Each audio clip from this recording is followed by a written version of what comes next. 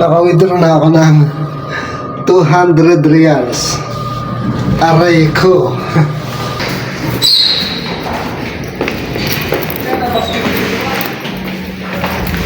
Mas kir-kir jawan. Yun o. Good morning mga kasimple. Good morning mga kasimple. Papasok na. Eto. Nakabag na naman ako. Ayan o. Nakabagpack. Ibig sabihin, sweldo na namin. Alright. Sweldo na. Ang saya-saya. Masaya ako, sweldo na namin. Pero, ang problema nito, talagang yung aking benefits ay hindi pumasok. So, ayan. Mukhang, talagang October na ako uuwi. Sweldo lang ang pumasok sa ATM ko, yung benefits ko, saka yung sweldo ko na September, hindi sumama, naiwan pa. Kaya may dala akong bag. Magpupunta sa Batha, mag-grocery mamaya after work. Aray ko.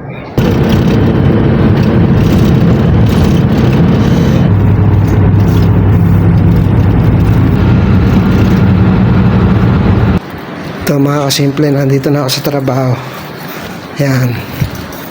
Dahil nga araw ng sweldo, magwi-withdraw ako ng meal de meal.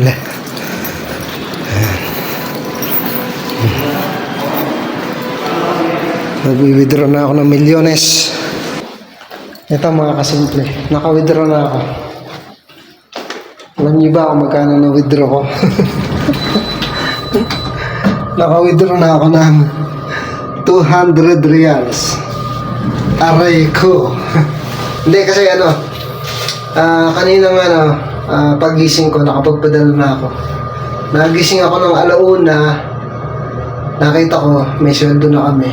So pinadala ko na sa Pilipinas through cellphone, kaya ito na lang natira. Allowance. Ganun talaga mga kasimple, mga kasimple. Mag-i-in muna ako.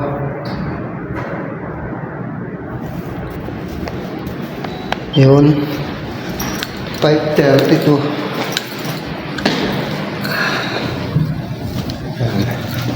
May pambili na ako ng pagkain. Yan mga kasimple, nakasweldo na.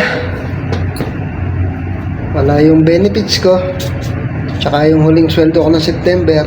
Kaya malamang sa sa September 28 ko na makuha yon, yung benefits ko saka saka huling sweldo ng September.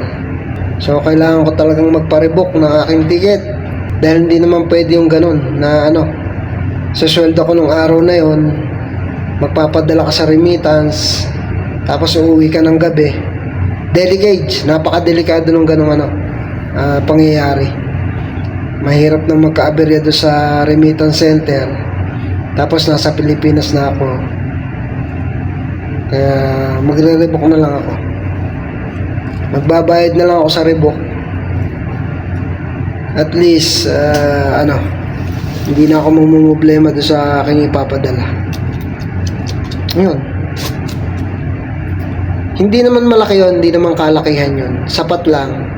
Pinagpaguran ko ng 12 years, pinagpawisan ko, kaya napakahalaga nun. Pang-umpisa sa Kapitpin Mini Farm. Actually, mauubos yun hindi pa nga tapos ang Kapitpin Mini Farm. Pero mauumpisahan, makakabili ng kubo, makakapagbakod ng cyclone wire, ng alambre, tsaka makakagawa ako doon ng CR, ng comfort room. Kasi may na kami doon meron na kaming metro ng tubig, pero pinasarado muna namin. Kasi dati nagpalagay na kami doon hindi rin pala magagamit. So buti pwedeng ipasarado yung yung metro, yung linya, habang wala pa kami doon.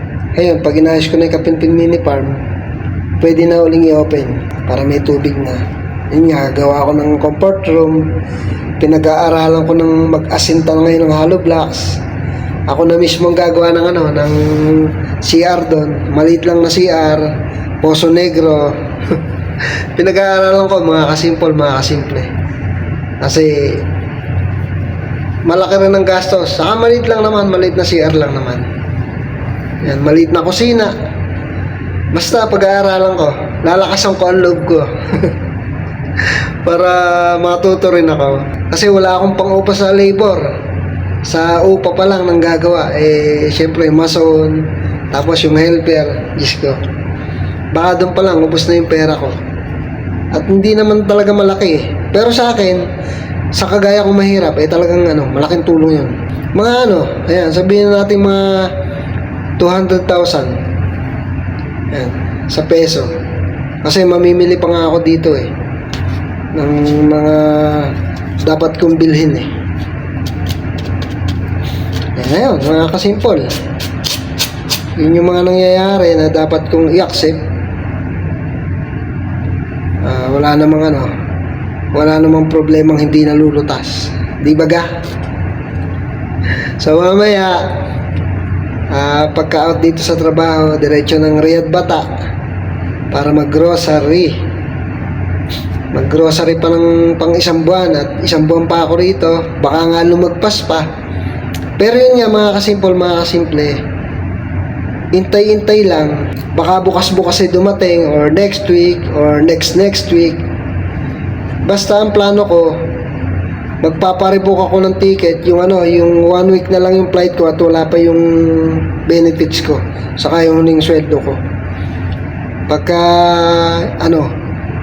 at least mga September 20, ayan, kasi September 28 yung totoong flight ko. Pagka September 20, wala pa yung aking benefit saka yung huling sweldo ng September, kailangan ko na talaga mag-rebook. Ayan mga kasimple, hanggang dito na lang muna. Ayan, update na lang uli. So paano? Hanggang sa muli. Paalam.